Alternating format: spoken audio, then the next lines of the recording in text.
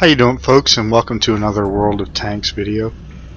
Do something a little bit different for this video. We're going to start this off in the garage, and you'll see why in a few minutes. So this is my shiny new tank, my T44. I've had it for about a week now. Excuse me. I was really excited to get it. I love playing medium tanks, and just looking at the stats, it looks like a good tank. Now, not a great tank, not an earth-shattering tank, but a good tank. I'll show you what I mean. Hit points, 1,300 hit points. Not the greatest, and but definitely far from the worst. It's a good amount of hit points for a tier 8 medium tank. 680 horsepower engine, which, as memory serves, gives us a 19.66 horsepower to ton ratio, with a 51 km/h speed limit. Means that this tank's pretty quick. 44 degrees per second hull traverse speed, combined with a 48 degrees per second turret traverse speed, means it's very nimble and it can dogfight very well. Looking at the gun, I've mounted the 100mm LB1, and you can see there it's got a 6.98 rounds per minute rate of fire, 175mm of penetration, 235 with premium rounds, 250 damage, 0.35 accuracy, 2.3 second aiming time. All of those are good. They're not great. They're nothing to scream about from the mountaintop, but they're not bad at all by any stretch of the imagination. Even if we look at the armor, 90mm of frontal hull armor, it's not a lot, but look at the sloping. Look at the slope on that front slope right there. So if you angle this tank appropriately, you can pull off some pretty impressive bounces. And the turret armor, I mean, again, it's a medium tank. It's not a heavy, but 120mm at the front, and then 100 the rest of the way around. And look at the angling. If we look at it from the top, look at how those sides are angled, taking shots from the front. You can pull off some good bounces there. And but the only problem you really have is if you get hit in the lower part of the mantle and it does bounce, you get a little bit of a shot trap effect there, but not too bad. So all around, looks like a really good tank, right? 380 meter view range. That's really not bad for a tier 8 medium. 730 meter signal range is great. But the thing is, the story of a vehicle isn't always in the numbers, and that's what you're missing here. If we take a look at the service record right quick, vehicles, let's sort by vehicle type and go down to the T44. You'll see that I've played 86 games in this thing, only 45% win ratio, which is bad for me. Battle survived 18.6%. I'm an aggressive player, especially in a medium tank, and that's really low for me.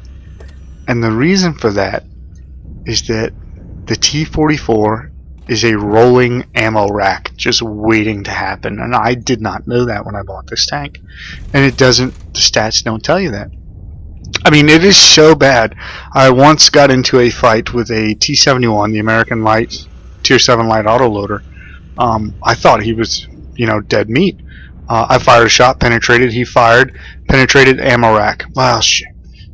Repair kit, hit 2, get the ammo rack back up. Instantly, his second shot comes in because he's an autoloader. Boom, ammo rack again. That fast. I didn't even get to load a second round before I was already re-ammo racked. And I cannot tell you the amount of times that I have been one-shotted by other medium and light tanks. You get to a good position, you fire a shot, you get a penetration, and then they fire back, boom, 1,300 hit points, gone. One shot. So what I had to do is, after doing a little research, because at first I thought it was me. Excuse me, I thought, I'm playing this tank like crap, maybe it's something I'm doing, but no. I did a little research and I found out that is a well-known problem with the T44. It has ammo rack issues. So what I've done is I pulled out the improved ventilation that I had mounted in my T44, and I have instead mounted a wet ammo rack, and that seems to have solved my problems. I still get ammo racked once in a while, but not very often. And subsequently, my performance in this tank has improved greatly when I'm not getting obliterated in one shot. So that's why I've started this video off in the garage, is I just wanted to go over this tank with you right quick, because for me, and I've been playing for a while now, it was a rude surprise to get a tank that that I've seen people do well with, that looking at the stats looks like it should really shine, and yet it doesn't. And like I said, I really thought it was me. I was like, man, maybe I'm doing something wrong. Maybe I just don't know how to drive a tier 8 medium. But no, it's just one of the characteristics of the tank that you wouldn't know if you hadn't done a little research, and I didn't. I just assumed by the stats it was a great tank. And once I figured out what the issue was and addressed it with the appropriate piece of equipment, problem solved. And now my stats with the tank are slowly coming up. Another route you could go, another route is you could train your loader in Safe Stowage. I'm going for Brothers in Arms. Excuse me. Just a skill that I've never really tried. I always try to make up for the weaknesses or enhance the strengths of my tank through my skills. And in this one, I thought, having addressed the ammo rack issue with the module, like I said, it really has no downside. It just has no real great upside. So I thought, if it's good all the way around to begin with, let's take Brothers in Arms and try to turn that into great all the way around. And that's my strategy there with my crew skills. So I'll tell you what I'm going to do is, I've already run a little bit long in this video sitting in the garage talking about the T44.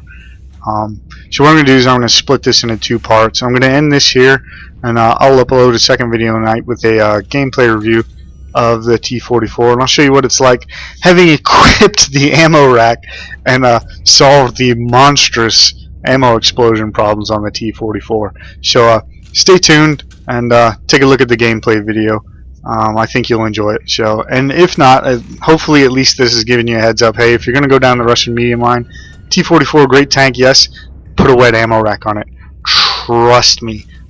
Don't ask. Like Jingle says, don't ask, don't think about it. Just put a wet ammo rack on it. You won't regret it. So thanks for watching, and I hope you'll tune in for the T44 gameplay review.